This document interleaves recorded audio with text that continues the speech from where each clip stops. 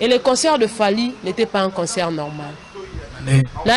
L'autre fois, ce qu'il fallait à Télémi, à Lobina Batuke, Pelouse de Rotonda, à Ossala plein, à renversé, il savait au moins là où il s'était tenu. Et aujourd'hui, je viendrai vous dire que Fally a bâti son concert sur le son de gens. Sur les âmes de gens. Et ça quelque chose, je te parle maintenant dans le monde de la spiritualité.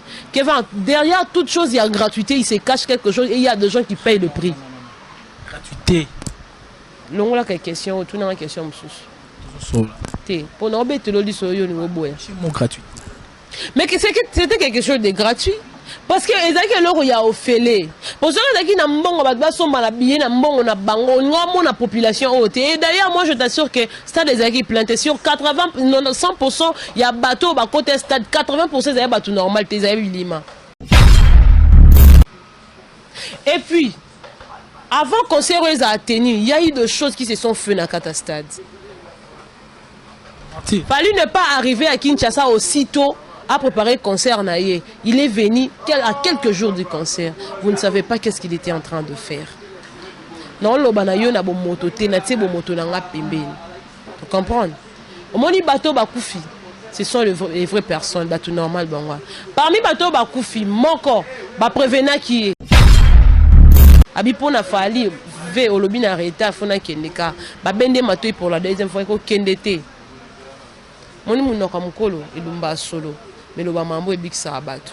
Et puis, mon colossal pèse un message. Il faut faire très attention à la message. Peut-être que ce n'est pas lui, c'est le Saint-Esprit qui te dit. Et aujourd'hui, on a perdu des âmes.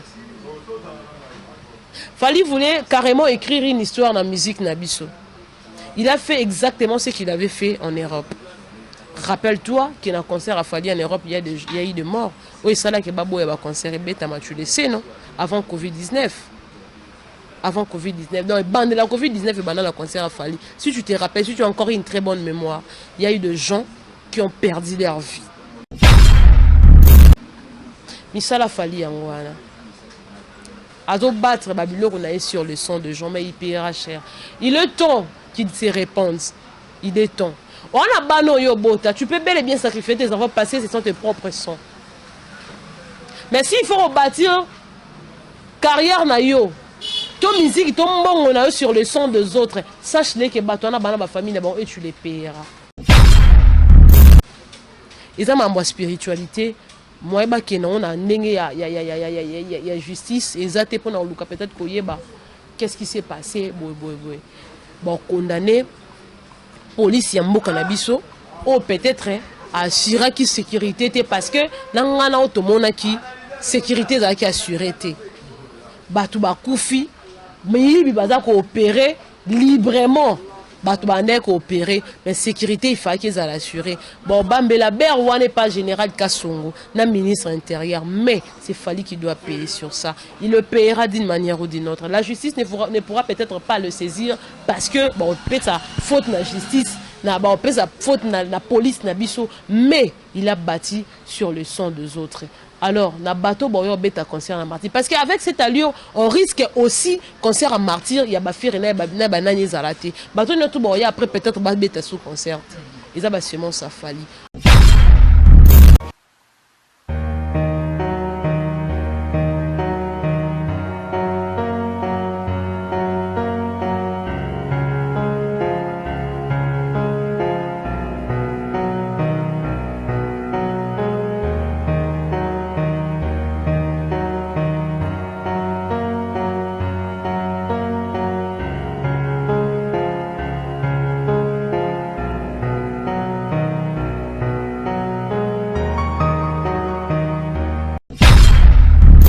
Voilà, bonjour tout le monde, bonjour chers internautes qui nous suivez sur Congo Source Télévision. C'est bien moi, votre Kevin Mohamed Saïdi. Ça a toujours été Alors, elle plaisir pour moi de vous savoir tellement de qui nous suivent en ce moment. Merci à nos fidèles partenaires, merci à Masolo Banaki, merci à Congo et à Kessé News, merci à 100% pour les mille, merci à Bandeko News, Balingarabiso, les partout où vous êtes, nous vous portons vraiment à cœur. Et merci déjà plus particulièrement au boss Jara Semboni depuis les ISA, et merci à Madame Karine Kolo Lomboni, et merci au vieux trésor Batanga depuis Texas, et merci à Thierry Guim depuis Texas également, et merci à Junior Moana depuis States, et Tobo Sanarate, Dachumba Nanzete, le papa na Melina, et sans oublier Joshua Kazema passe depuis Saint-Éloi Lupopo, Bambo Tebele Nayo, et Bandeko Bazare Belé pour nous soutenir Moussala, vraiment, la vie que Dieu a Kinshasa, il m'a bien, et Zali déjà en vie par rapport à ma seconde Tambola. Déjà, merci à Roméo Mouchani de côté, Tozarani, les temps à haute, pour nous repérer Sarabiso Belema Kitoko, Tozana et Lelo, pour nous repérer c'est la Makambo, toujours Nengezaelaka. Et merci, Nabandeko, Bazolanda Biso, de partout où vous êtes, Tolingarabino, l'Issou Makas, Tobandeli, pour une fois de plus, Tolingarabino, vraiment. Et déjà, on est là, Toroso La Penza, Lelo, puis en ce qui concerne ma actualité musicale, et tu es biqué le 29 octobre dernier, Fali Poupa, déjà, Azaraki Nakati Sali Marti, et à Sali, déjà, Makambo, a prometté qu'il va déconner, Tomoni Yango, et déjà, moi, bah, incident, Mike Zali, Torolobela Yango, et Torolobela Pe, moi, Makambo et Salamagina, Basuka, et Conscient, Torosolango, Nyosoana, déjà, Awa, et Torolobela Pe, déjà, le 10 novembre prochain, faire rigolo à Rosana Kinshasa, des retours à Kinshasa, arriver à Kinshasa, et je crois, mobiliser, je crois, Mourasa qui vidéo lobby, pour la mobiliser, Bandeko, et Bazala, Wana, Pena, aéroport, pour la Royambaye, Jésus parmi nous, des Kozonga, et pourquoi pas Kolobela. Maramoutalika musique ya mboka na biso le 30 déjà lobby we ranson azaki na kati ya production na kati ya millionnaire club bipa puis abetaki wa concert et pas ina bandeko balingaka penda la bonne musique bandeko balingaka we ranson ba we ransonique nyoso bazalaki wana nde basola ki mais déjà we ranson américain ko sala moi dédicace pour la réconciliation et pourquoi pas le la unité la musique ya Congo a dédicacé presque bandeko nyoso surtout que bandeko to ba ke moi nungu ezali atangi bango na munoko na ye déjà to solango na nomi ya ba moko ba concert moko bandeko to ya makade temps ordre pour na kosola ka pena masolo yango ne to yamba awa to lobela penza makambu ya ba concert et puis ko lobela plus ba actualité musicale ne to solango déjà on n'est pas là vraiment pour monopoliser notre parole tozana nomi ya ba à qui j'ai dit déjà bonjour nomi ya ba. Bonjour Kevin Mohamed, bonjour na babonné surtout à Congo Source Télévision. Je dis un grand merci na baronnier surtout d'Arabiso et surtout merci na boss Jerez Mboni, moté ma maman Karine Kololo Mboni. Je dis un grand merci à Francis Mavim puis depuis Orléans en France, moi na mobile Lokolo Pepele. Je dis un grand merci à Daniel Bonke, c'est l'homme selon le cœur de quelqu'un, mon conseiller privé à moi. Merci à Roméo Mouchani derrière la caméra. Je dis un grand merci à tous les Gaulois, Gauloises Nyonso. Banane surtout ya papa Hervé Moukantomolo mwana mayo akaninda na pesi bomba mbo théâtre déjà bozala wana déjà mobilisé parce que faire rigolo na bino Rwanda ko luka komona bientôt il va signer son retour à Kinshasa. Vous en avez besoin au Simba madusu ya maboko ya Jésus bisika babeta kié ba c'était en tout cas ko zanga na yote ko hésiter aéroport international Njili babi le 10 to indisa yango Panza Sango, mais au Pezala, il y a un slogan, la bichu à Mikolo. Bonne santé, et puis papa a fait déjà, tout le bel pena, mais papa a fait, tout fond la pena mon nene, nene besoin de bonisa pour n'avoir papa a fait. Voilà, santé déjà bien, et papa Hervé déjà en ces moments, Bissoto Loba, papa Hervé a déjà pour séjourner na Abidjan, d'ici qu'à Pierre livré concert na Sophie tel hôtel, eux ils ont les 5, l'autre le 31, donc papa Hervé le on a de comme suit orchestre.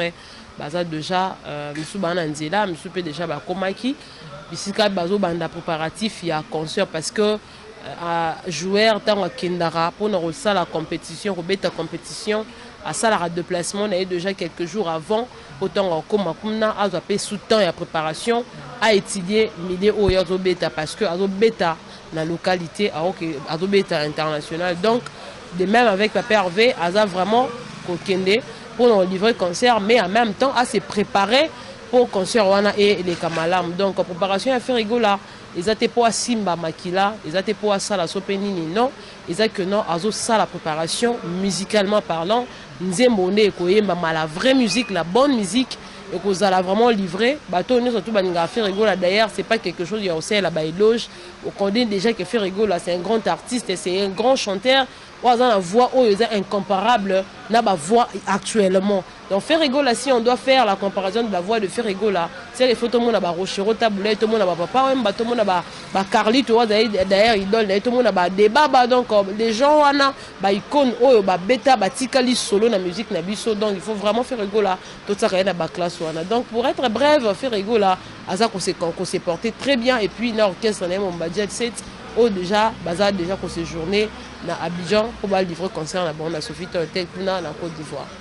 Voilà. C'est mobilisé pour voilà, mobilisation est tellement déjà assurée parce que bah émission au Bandaro Salama du jour le jour pour na ko benga ba golanio surtout baza partout dans le monde entier, surtout partout na Kinshasa, na toutes les 24 communes ya ville à Kinshasa pour que bazala wana ba répondre vraiment présent na Oezalimbela toza ko lancer il y a le 10 octobre. Donc préparation et Salama bien, il y aura de bis qui seront mis na ba point chaud. Surtout, il y a ville à Kinshasa pour comme Gaulois, Bakende, Bongo Koyamba Hervé. Donc en bref, photo excusez toi Sabino que faire là. Azana ba communicateur na ba bureau il y a ba responsable. Alors préparation de ça la bien mormona, nega ngala lo baraki vivra verra. Donc beaucoup mona bino moko sur place. Comment est-ce que donc carnaval et salama point de départ n'est pas mais point de shit et de gens à Willery rond-point Willery de bisika puis trop shité wana mais Gaulois c'est surtout bisika aux Ouami na 24 communes surtout à ville à Kinshasa zala déjà prêt talarabe émission na biso ba émission ko salama multiplicité émission ko salama to sala ba communication de bouche à l'oreille to sala ba descente sur terrain pour na ko benda ba Gaulois nyo surtout baza partout na kata Kinshasa ba ko kabongo ko zala informer aux appels na mboka mususu aux na province na intérieur il y a pays aux peut-être na pour ça au vivre événement là elle est 10 ndenge Ferrego là quoi atterrir na aéroport international Yandjili en tout cas n'hésite vraiment pas il y a koya futa billet non so na bande de billets à 50 000 francs au Kiti a on a Kinshasa en tout cas bande ko na bino bazala wala Kinshasa net biso aux na bande de so pas na biso au vanda nao ben aux na Équateur Fouta dans avion et on cherche $50, tu es déjà ici à Kinshasa. Pour nous faire rigoler. Donc vous êtes partout dans la République démocratique Mobimba, Bana Matadi, Bana Yaboma, tous qui n'abino déjà et longo, vous avez besoin de accueillir, faire rigoler n'abino déjà. Bon, ça va belé coopératif, il y a Rouyamba faire rigoler. Il a vraiment au salama bien que vers Mohamed Soki, il faut toper sa message dans Bandeko. Donc il y a un au martelé pel ka baba polo te hein. Ouais, polo pesa là déjà le jour J na ebisibino déjà que ba point de départ et qu'on a annoncé. Donc le jour J soit à la veille pour distribuer polo tout le monde en a besoin gratos. On en a besoin polo et qu'on a gratuit oui, déjà pour assurer les gens les polos seront gratuits. Donc on peut s'en abattre, polo, mais s'il y aura aussi des polos à vendre, hein, on va vous communiquer. Mais dans l'entretemps, soyez déjà sûr que non, bis d'abord. En ce qui concerne le moyen de transport, parce qu'il y a des gens qui vont peut-être se demander, comment est-ce qu'ils vont se déplacer, moyen de transport et aux ala mise en place. Et aussi, privé, faire rigolo en ndenge à solo. Oza peut-être na potoza diaspora. Au moins peut-être que non, mais je vais quand même soutenir comme Yannick Ndoulou le fait. Yope sala yango tina bambongo na yo moi je suis là Afrique centrale télévision da chaîne Nabino ba numéro pesa awa affiché au bas de l'écran ba gouvre le gola ba fiston frappe sont là ba Ibou la ba Nancy ba c'est les bazana so on a besoin il y a ko soutenir sur le plan peut-être financier on a besoin peut-être il y a rotia ba bus na yope en tout cas il faut ko sala yango déjà le plus vite possible parce que il nous reste que quelques jours donc quand on a la muka et aussi que la biso quelques jours nous sommes aujourd'hui le 31 octobre d'ailleurs le dernier jour il y a mois d'octobre et demain déjà ça sera le premier donc jour J moins quelques jours on a besoin il y a soutenir il y a aussi nambon pour na ba polo pour na ba bus pour la boisson parce que tant trop long on a point le shit nabiso et c'est un colia et c'est un comila mais on a vraiment besoin de soutenir pour ba golo bazala vraiment en bonne et due forme bazala wana penza présent en tout cas n'hésite pas ba numéro na biso ezalaka numéro na plus 243 97 633 79 75 plus 243 633 97 79 75 donc le numéro est là on a besoin de soutenir ba numéro na biso on a bref pour nous sur qui va Marambo Eleka très bien parce que Ferrego a toujours des fans responsables. Ok, Naomi Yaba, je crois que sauter moi page journal, tu as la page monsieur Oezali que Ferrego la bisa qui déjà tout le monde qui toc en même temps pour le marathon le lendemain nango. Pourquoi car décalage il y a 24 heures dans le babongo et puis comme ça deux clips à la fois. Est-ce que quoi handicapé ma Non, ça va rien handicaper. Il a juste quand un cadre de promotion, Banzembo Yumaki en audio comme je vous l'avais dit l'autre fois. Alors Batu o balingara faire rigolo la bazaki na base ezaki vraiment souhait na bon surtout bana changu babaki et le moment to senga faire rigolo la so abimisi Banzembo na et suka ka en audio te ezala rapé na ba clip donc faire rigolo azo répondre premièrement na ba attente stopper na bo senga ya ba belomane ya bonne musique pe ya ba gola ba soutenir et deuxièmement ils ont sala o sonia o sala. Tu es d'accord avec moi que l'autre fois, Ferregola, quand il était passé à l'émission, a déploré le fait que Sony a aussi les promotions comme il faut.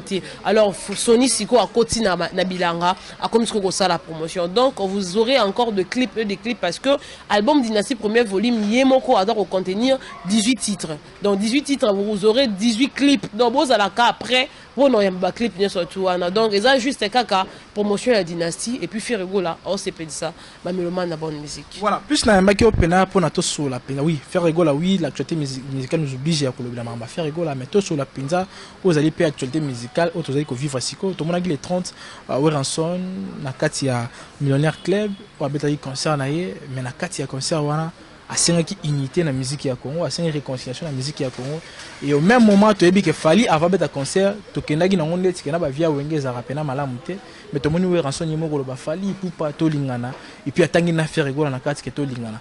Est-ce qu'on sait que tu vas t'amuser une année, 2 ans, un an à tout les mandats ont sima musique à Congo pena unité aux ont des arabes. Bon, je ne sais pas en tout cas, ceux qui font la musique, ce sont de grandes personnes.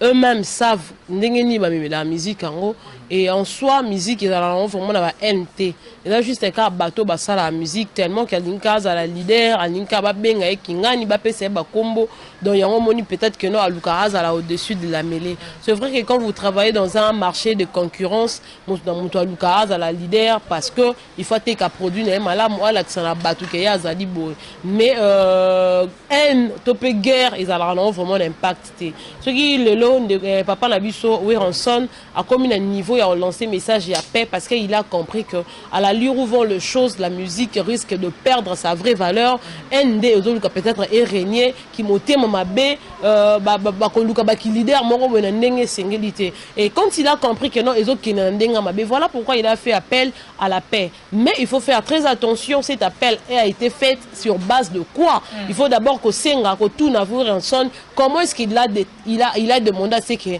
Kimia Ezala. Alors moi je te dirais que l'autre fois on a eu ça qui Fali Poupa était en train de demander pardon à ses vieux au Tienga Tembe. Ce qui les lower en son les gars qui l'autre fois bah il la soupe au soit nana mirolé mola sani. Déjà il fallait comprendre que non bah message on est qui destiné à la personne oyo attends tout que c'est voilé bah face on savait au moins la personne destinée il y a message wana. Mais si aujourd'hui Weranson a commis un niveau il y a le bakenoto bomamoto qui tamandu qui c'est qu'il y a quelque chose qui s'est passé en coulisses peut-être au nangano to éviter. Mais c'est aussi un message où ils a bien ça va encore aider musique nabiso et propulser mais ceux qui battent oh bon ça la musique va vrai envers bango mon copé envers baninga parce que la musique oh to yebi dans la battu belé il te dit qu'il est ton frère il dit que non vous êtes de la même famille mais en réalité à vivre un complexe il y a jalousie envers eux parce que hier on empêché peut-être qu'il a excellé mais na hier mon cousin la maëlle est peut-être parce que nzamba benga kaita da leader a koya a comment la baisse et le lot peut-être a comment jalouser battu. Ceux qui le lot a lancé message Joana en tout cas boyamba yango mais soyez vrai envers vos amis et envers vous-même ça sera très important. Voilà ndeka lobby déjà yo moko baneko pressenti que fallait baneko ko bomamo to na ba vie na yo ndengo expliquer nga l'autre fois mais est-ce que pardon ya faire rigola tant c'est ce qu'ils a qui au prix à ba vie na le foutier na dédication pour à ça sur la salle. Bon je sais pas il y a on a lobby il faut to lukato yeba la motivation de ces messages est dans nini. Qu'est-ce qui a motivé Papa Nabiso Weranson à ça là message Joana? Est-ce que à la tendre vers la fin de la musique? Est-ce qu'elle a ça la jubilé?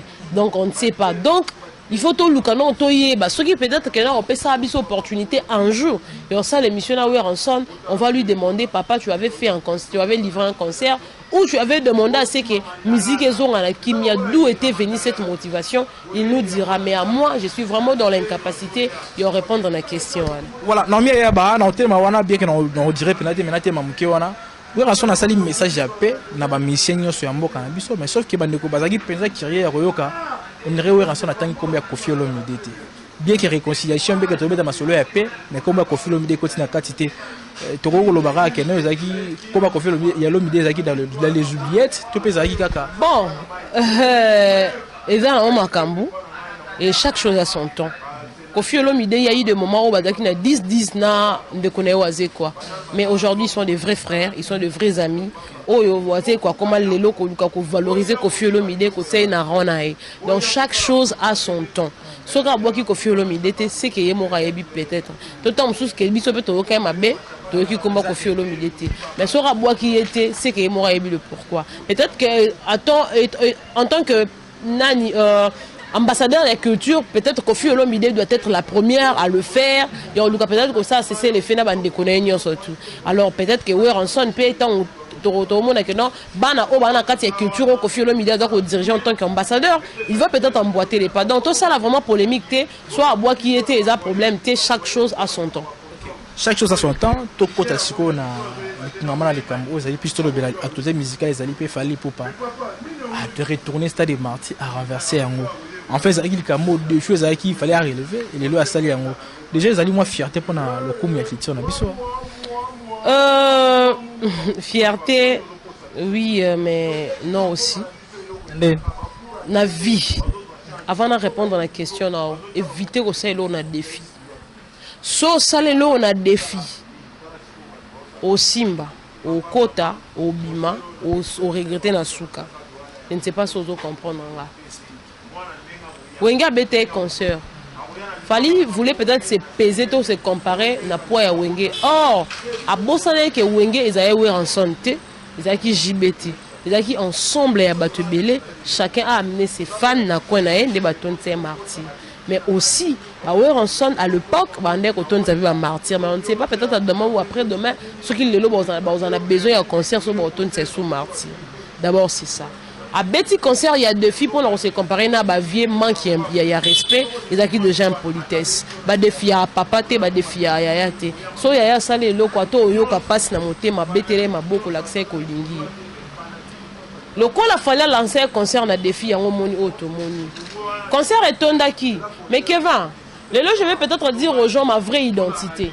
Et bien là on a la carte musique. On a la commissara na lobela na défendre affaire égola pour que commissara soit trop dur. La défendre affaire égola. Mais au départ, qu'on défendre affaire égola, ils ont profession. C'est le personnage. Mais ma personnalité à moi, naza mutu na saela nzambe. Naza mutu o nzambe a lobela même na ba rêve. Naza mutu o nzambe même attention to vandi bon rose un message na pessu. Et le concert de Fali n'était pas un concert normal. Na ebisa que l'autre fois, ce qu'il fallait à Télémi, à Lobina Batuke, pelouse de Rotonda, à Ossa la plein à renversé, il savait au moins là où il s'était tenu. Et aujourd'hui, je viendrai vous dire que Fali a bâti son concert sur le son de gens, sur les âmes de gens. Et ça quelque chose, je te parle maintenant dans le monde de la spiritualité. Derrière toute chose, il y a gratuité, il se cache quelque chose et il y a des gens qui payent le prix. Gratuité. Non, là, question, tout dans la question, monsieur. Pour nous, c'est gratuit. Mais c'était quelque chose de gratuit. Parce que il y a offélé. Pour ceux qui n'ont pas de population haute. Et d'ailleurs, moi, je t'assure que stade des équipes planté sur 80, 100%, il y a bateau, côté stade, 80%, il y a bateau normal, et puis, avant qu'on s'est tenu, il y a eu des choses qui se sont faites dans le stade. Fallu ne pas arriver à Kinshasa aussitôt à préparer le concert. Il est venu à quelques jours du concert. Vous ne savez pas qu'est-ce qu'il était en train de faire. Non, le banayo na bon moto, moto na pembeni. Tu comprends? Au moni bateau bakoufi. Ce sont les vraies personnes, bateau normal bangwa. Parmi bateau bakoufi, moko ba prévena qui est un autre qui concerté à Boyaki. Abipona Fali ve olobi na reta fona kendeka ba bende matoi pour la deuxième fois ko kendete. Moni munoko mukolo ilumba solo. Mais le mambo est big ça abattu. Et puis mukolo sera pesa au message. Il faut faire très attention à message. Peut-être c'est pas lui, c'est le Saint-Esprit qui te dit. Et aujourd'hui, on a perdu des âmes. Fali voulait carrément écrire une histoire dans la musique Nabiso. Il a fait exactement ce qu'il avait fait en Europe. Rappelle-toi qu'il y a un concert à Fali en Europe, il y a eu des morts. Oui, ça là que Babo a un concert et tu le sais, non? Avant Covid-19. Avant Covid-19. Donc, de la Covid-19 et pendant le concert à Fali. Si tu te rappelles, si tu as encore une très bonne mémoire, il y a eu des gens qui ont perdu leur vie. Mais ça l'a Fali en Wana.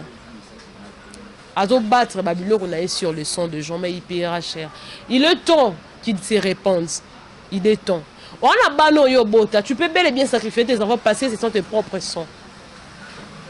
Mais s'il faut rebâtir carrière na yo, ton musique, ton bon on a eu sur le son des autres, sache-les que batona bana ba famille d'abord et tu les payeras.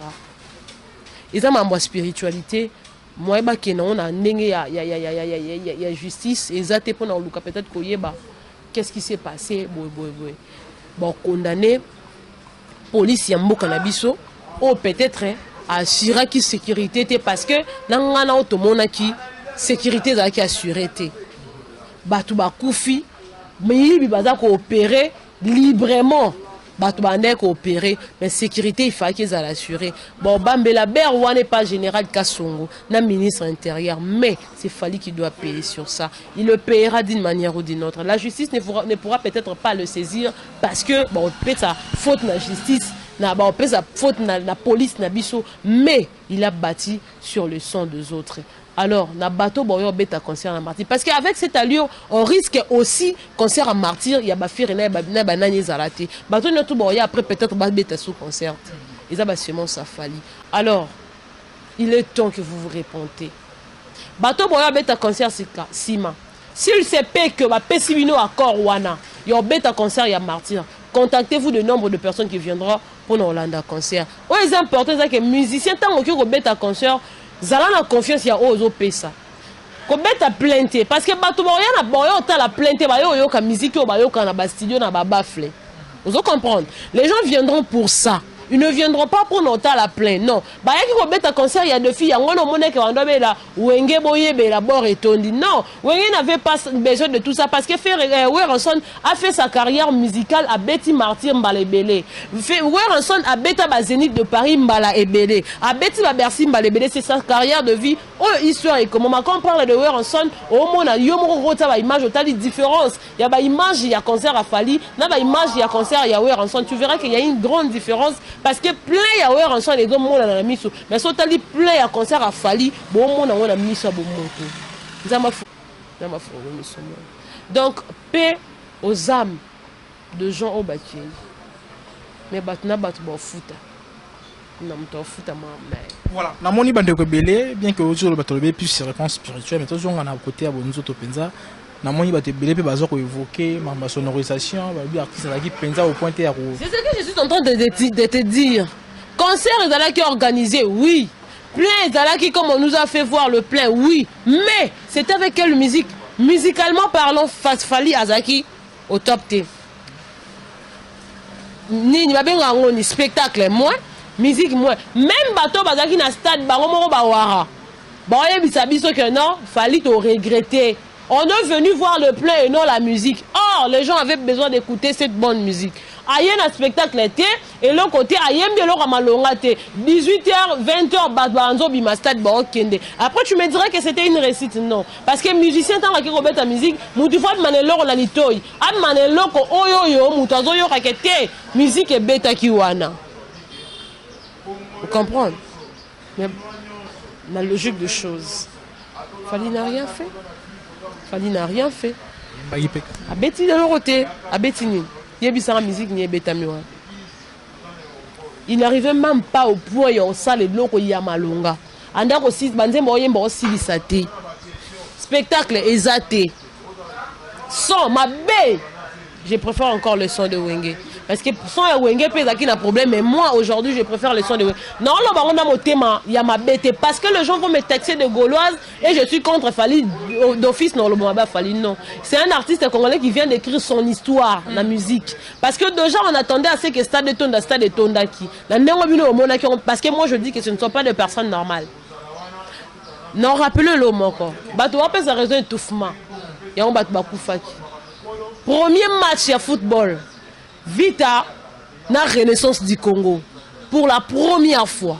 maman a obeta na mwana donc maman kutu to ba papa parce que renaissance za mwana oyo abimina libumu ya DSMP renaissance aza mwana oyo abimina libumu ya DSMP na papa vita comprendre ba deux grandes équipes to yebi awa na mboka na biso za DSMP et ça na vita alors match à liboso wana betaka ya renaissance du Congo match wana nga na kota stade nga na kokano etufumate na koka bisika o était kakeza na kokate kota mulungu na kokate et il y avait un plein à craquer qui ces allait na match wana mais bato ba koma ki victime ba qui ces qui bango mo ba joueur pour bref Sissoko Manga o ba benga radio nzenza Sissoko Manga na fara na poto o la tabi atabiti abeta bale ekenda mpanzi ya lala wana na piqué alala ba na poto pendant un temps il a pris vraiment du temps ce qui veut dire que no ba kisi na bango kanga bango moko mais ndenge to kotaka ndenge to bimaka ezaka plein ya kosala na te stade mobimba ezaba match ya liboso nga na kota stade mobimba etonda juste parce que ezaki match ya football moto akopousa na pelouse te mais si au moins ezaki concert bato baninga bazati na pelouse bato bakufa te elo esalama te concert ya wenge betaki ya bomona est plein yebisanga combien de morts babimaki elo te combien de blessés soki ba morts bazalaki na suka na ngo bileni nga yebimaki non na concert ya wenge voilà autant de morts elo te na concert wenge pe un espace vert bato bakipaki yango te yango na lobi boye bato bakufi na espace vert te 80 000 personnes. C'est vrai, il y a un côté artiste et mon côté na moko robeta stade à 80 000 personnes à telo kuta. Wana pendanga la lobi on libo ko tombo ma. Muto robeta ka au concert na martyr. À 80 000 personnes à ate. Ate. Azate? Fallait pas register. À register. Yo quand tu vas à register. Ça savait mis place. Tout le monde viendra dire de n'importe quoi. Ça veut place en qui place ni. Ba c'est ba kit nsusu ezalati. Le Kuta. Et dans la 4 cas concert à Fali, ma vie des Aiki. Le sanga passe ba ama bana bato. Bo futa. Peu importe, bo futa. Musique ezaki te. Fallait saler lo malonga te. Invité. T'es invité ngala na banzembo autotune kutu. Non, mais si yo musique moko boye ba tie ba flezo beta lango, ya o luka sala ka ba biloko ko sala. Musique ya ngwana ti. Ya wana bengi ba golois, ba meloma na bonne musique. Boyo yoka musique ya solo. Ya sans autotune. Na esplanade à Palais du Peuple le 19 la Firigola. Voilà, non, tu as commis presque na souka, mais lelo, naoki ambassi bourgeois, o lelo a confirmé le bi, banda musique ya Congo banda, fallait que tous les musiciens ko banda na wendo. Si tu comme peste comme lelo, le défi à souka tu na kozela fallait à ça les aïgaka, pour tout ça des martyrs et c'est tondaki. Non, c'est quoi? Papa n'a éduqué bien telle ces musique bien.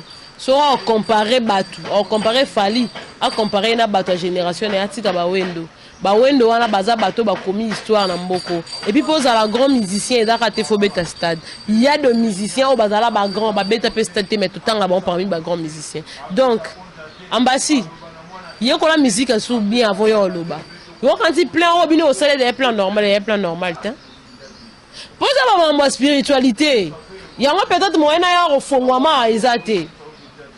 Zonga Fali na yo na yeboko ta classe à musique boye ko la musique bien et ça bien voilà mais place wana bon tout moi j'ai pas affirmé mais quand même na ozonga na maloba ya Félix Oise quoi oh le baki basta dango bobeta ngo pe normal ko basta musubo mona o ezaka batu normal te ezaka pe ba kisi ezaka na kati Félix Oise quoi c'est quelqu'un qui connaît très bien Mambwanzambi c'est un témoin de Jéhovah il maîtrise mieux la Bible que biso ba chrétien.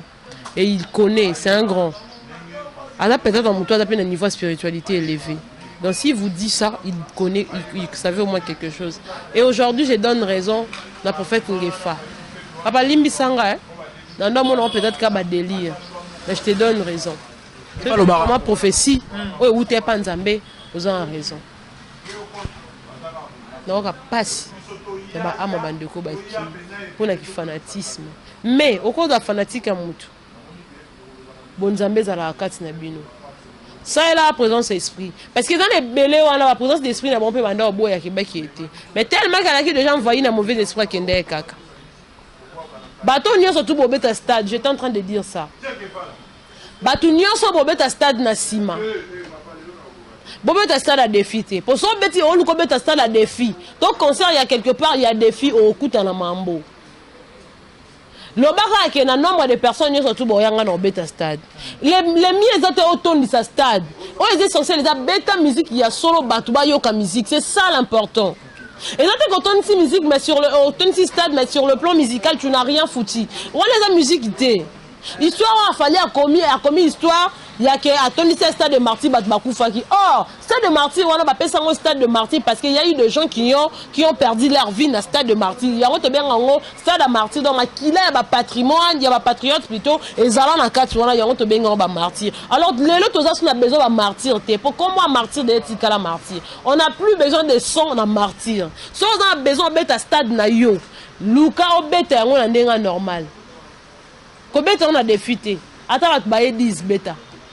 Pour 10 personnes, on a honoré quand même l'invitation à bêta stade de martyr. Essentiel, musique à solo bêta. Na muto a sali plan comme histoire, na muto a sali pierre bon na comme histoire. Pour y avoir histoire etikali a kende martyr a sali pierre ma bêta musique à solo histoire etikali. A kende martyr a sali qui plein batu ba kufa qui a bêta musique histoire yanga. Voilà. Donc le tirer rapidement. Parce que nous avons comme l'Arabie sur de partout. D'un côté, c'est le pas qui est épargné. Parce que ceux qui moi, mon peuple, il y a un stade, moi, avant, ceux qui c'est le pas bêta qui, c'est le pas dans la tabernacle. C'est le ngala tabernacle, pour ngala bêta si comme monter. C'est le ngala tabernacle, pour c'est le yo. Azena imka, ngala bêta na imka. So bat ba kufa na imka, peut-être ton ngala toloba. Mais au tombé de la réalité est salami. De l'eau est salami, moi au tombé de l'issue non exact. Voilà. Voilà. Un message na bandeko balandi biso et puis to kabana ba dédicace. Message ezaka moko au-delà de tout ce que nous pouvons faire dans la vie normale, to bossa na aspect ya bonzambete. Bonzamba ko lobelo na ba manière ebelé. Na ba voice ya ndeko oyo azo un message le 24 octobre avant tenue un concert. Biloko ya monaki. Mais non ça on était pour des raisons de sécurité. Tous les fans, il y a des musiciens, mais tous les ensemble. So esprit na yo etindi yo te okende koketi. Et puis consultant Nzambe. Voilà on le bango sur le plan spirituel. Bato ba comprendre nga ba comprendre ma no loba. Bato au moins ba sambela Nzambe na ndenga solo ba comprendre ma mbolo o nga no loba. Moi je fais des prières muto na malade nga no sambela opération ça la sans cicatrice. Je sais ce que je parle. Na muto na yeba Nzambe banda bo mwana nga. Bolanda mambo na tout etoye to sali ba analyse ba musique et tout. La minute où on parle il y a marambo ya ba âme a perdu. Et puis non seulement batu ba kufi et dans la bateau ba bungi na bo moto. Oui. Et na mutu msu banda kenda stade de martyr wana ti le la zonga ndako na ba onta bunga ba mona keti. Baza. Il y a eu des gens qui se sont perdus. Boy. Eh na bo motoko sans qu'il kufa. Baza. Donc et à passe. Et à passe. Koluka ko sala mieux que tout le monde. Koluka ko sala ke ba yeba yo. Koluka ko défier. Yango tinda na mambo. Les lobana na ba perdre ba vie. Nani o a reporté garant ya okende azwa. Ato ke na famille na bon pesimo ba kundi. Tu ne vas pas remplacer la personne tout entière. Ato ki otali famille otiki mbongo et au consoler bon on est l'autant. Peut-être que mutuna bango abandé au compter plus pour na bango. Yo yé au bengi bana batuna martyr. Bato bat bima bokangi ba porte amie botike li porte amukie. La multitude de bato bazaki na ba na porte amukie, c'est que tu avais besoin de quelque chose. Biloko yo boaka ki avant concert et bêta on connaît. On connaît. Zamazo lokumu. C'est la personne moto na bande ko notre balandenga. Boteni nga regarder. Des fois faut te faire aventure à côté. N'y a chose à théâtre. Prenez tout ce que j'ai dit en considération. Merci beaucoup. Voilà, c'était là Naomi Eyaba, un concert qu'on a eu à échanger avec elle. Tout solo vraiment et c'est tellement choquant.